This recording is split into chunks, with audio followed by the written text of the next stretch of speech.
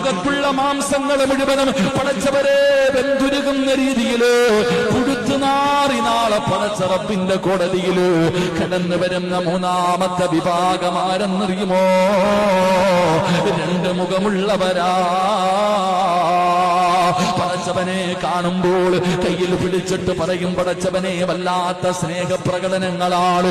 പടച്ചവനെ കാണുമ്പോ അങ്ങനെയാണ് ഇങ്ങനെയാണ്, വല്ലാത്ത അഭിനയമാണ്. വലിയ സ്നേഹമുള്ളവനെ പോലെ, വലിയ ഈമാനുള്ളവനെ പോലെ, ആത്മാർത്ഥതയുള്ളവനെ പോലെ കാണുമ്പോ പടച്ചവനെ വലിയ സന്തോഷമാണ്. പക്ഷേ അങ്ങോട്ട് തിരിഞ്ഞു കഴിഞ്ഞാ ഈ പറഞ്ഞതിന്റെ നേരെ എതിരാ.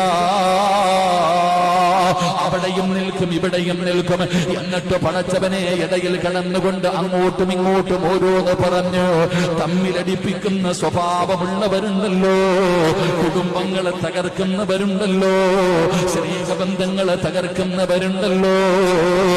അല്ലാഹുവേ, ഭാര്യ ഭർത്താക്കന്മാരെ രണ്ട് തട്ടിലാക്കുന്നവരുണ്ടല്ലോ, രണ്ട് മുഖമുള്ളവർ. പടച്ചവനെ പലവതാ അല്ലാഹുവിന്റെ റസൂലാണ് പറഞ്ഞത്, അവരാണ് നാളെ പരലോകത്തിലെ മൂന്നാമത്തെ വൃത്തികെട്ടവനെന്ന് നബി മുഹമ്മദ് മുസ്തഫ.